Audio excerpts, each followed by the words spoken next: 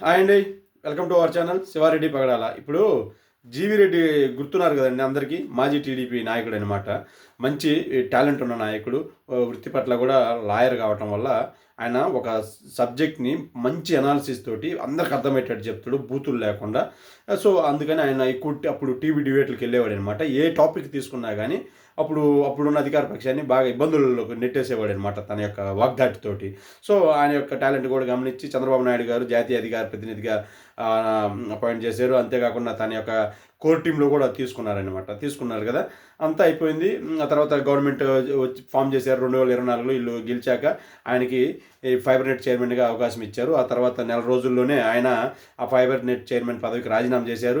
At the same time TDP కూడా రాజీనామా చేసి రాజకీయాల నుంచి కంప్లీట్గా విరమించుకొని ఇప్పుడు మళ్ళీ ఆయన యొక్క న్యాయవాద వృత్తిని కొనసాగిస్తున్నాడు అనమాట. అసలు దీని అంతటికి జరిగిన కారణాలు ఏంటి ఆయన ఈ మధ్యనే బయటకు వచ్చి ఒక పాడ్కాస్టర్ తోటి ఎక్స్ప్లెయిన్ చేశాడు. అవన్నీ తెలుసుకునే ముందల నేను మన వ్యూవర్స్ని కోరుకునేది ఏంటంటే, ఇప్పటివరకు మన ఛానల్ ఎవరైనా సబ్స్క్రైబ్ చేసుకున్నారంటే సబ్స్క్రైబ్ చేసుకోండి. కంటెంట్ కానీ నచ్చితే లైక్ చేయండి, షేర్ చేయండి. ఇప్పుడు ఆయన ఫైబర్ నెట్ చైర్మన్ అయ్యారండి.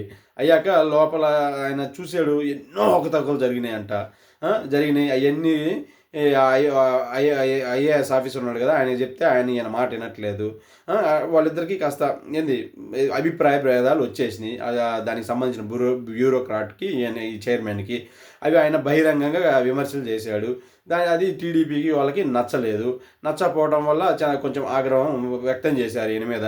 ఈయనక కాస్త సెల్ఫ్ రెస్పెక్ట్ అనేది దెబ్బతినేసేముంది ఆ పదవికి రాజీనామా చేసేసాడు. ఆ తర్వాత పార్టీకి కూడా రాజీనామా చేసేసి బయటకు వచ్చాడు అనమాట. బయటకు వచ్చేసాక ఆ తర్వాత ఈయనకి వైసీపీ నుంచి బీజేపీ నుంచి కూడా ఇన్విటేషన్స్ వెళ్ళి మా పార్టీలో రా అంటే ఆయన కానీ అసలు నేను ఏ రాజకీయాల్లోకి ఇప్పుడు రాదలుచుకోవట్లేదు, ప్రశాంతంగా నా పని నేను చేసుకుంటానని చెప్పేశాడు వాళ్ళకి. టీడీపీ వాళ్ళు కూడా మళ్ళీ రమ్మన్నారు, బట్ వాళ్ళని కూడా వద్దు నేను రానని చెప్పాడు. కాకపోతే ఈయన కూడా రేవంత్ రెడ్డి లాగా పార్టీ నుంచి బయటకు వెళ్ళిపోయాక అధినాయకులని కానీ ఎవరిని పార్టీని కానీ చండాలంగా తిట్టలేదనమాట. వాళ్ళు నాకు మంచి అవకాశాలు ఇచ్చారు, నన్ను బాగానే ఎంకరేజ్ చేశారు. అట్లాంటప్పుడు పార్టీలో ఉన్నప్పుడు ఎలాంటి గౌరవం ఉందో నాకు చంద్రబాబు నాయుడు గారు అంటే ఇప్పుడు కూడా అలాంటి గౌరవమే ఉంది. సో తిట్టాల్సిన అవసరం లేదన్నట్లు చెప్పాడు. కాకపోతే మరి బయటికి ఎందుకు వెళ్ళారు అంత బాగున్నప్పుడు అని అడిగితే, అసలు ఇప్పుడు మన సిస్టంలో ఉన్న బ్యూరోక్రాట్స్ ఎవ్వరు కూడా అస్సలు పనే చేయట్లేదు, చాలా దుర్మార్గంగా వ్యవహరిస్తున్నారు. మనం ఏదైనా చెప్పినా కానీ వాళ్ళు అసలు పట్టించుకోవట్లేదు. అసలు ఉన్న సిస్టంలో ఉన్న బ్యూరోక్రాట్స్ అదే ఐఏఎఫ్ఆర్లో 5% పని కూడా సరిగా చేయట్లేదు. వాళ్ళు కానీ 10% వాళ్ళ యొక్క మొత్తం ఒక కెపాసిటీ 100% అయితే దాంట్లో 10% పని చేసినా కానీ మన యొక్క దేశం చాలా గొప్పగా అభివృద్ధి చెందుతుంది. రాష్ట్రం కూడా చాలా గొప్పగా అభివృద్ధి ప్రధానం నడుస్తుంది. ఎటువంటి సమస్యలను తీర్చగలము అన్నట్లుగా చెప్పాడు. అంటే చూడండి ఎంత దుర్మార్గంగా ఉందో సిస్టమ్స్. నేను ఇప్పుడు ఇక్కడ ఒక గవర్నమెంట్ను ఎత్తి చూపట్లేదు, వైఎస్ఆర్ గవర్నమెంట్నా కూటమి గవర్నమెంట్నా ఇట్లా ఏ ఒక్క గవర్నమెంట్ని ఎత్తి చూపట్లేదు. బట్ ఇప్పుడు ప్రస్తుతం ఉన్న పరిస్థితుల్లో సిస్టమ్స్ ఎలా పనిచేస్తున్నాయో చూడండి. సిస్టమ్సే కాదు, ఇంకా ప్రభుత్వ ఉద్యోగులు కూడా చాలామంది, నేను అందరూ అనట్లేదండి, కొంతమంది బాగానే కష్టపడి పనిచేస్తున్నారు.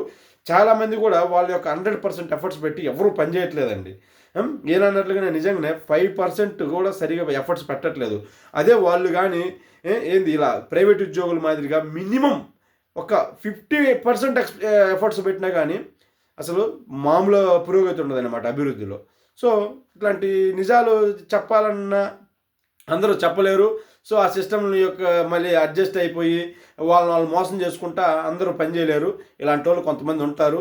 అందుకే ఆయన సెల్ఫ్ రెస్పెక్ట్ చంపుకోలేక పదవికి మళ్ళీ పార్టీకి అన్నిటికీ రాజీనామా చేసేసి ఏ పార్టీలోకి వెళ్లకుండా శుభ్రంగా అలాంటి వాళ్ళు రాజకీయాలు ఎమ్మెల్యేరా బాబు అనుకుంటా ఆయన పార్టీకి ఆయన న్యాయవృత్తి చేసుకుంటున్నాడు. ఈయన ఈడీ కేసులు ఇట్లాంటివి వాదించడంలో మంచి దిట్ట అనమాట. సో ఇది పరిస్థితి. Okay, thank you so much.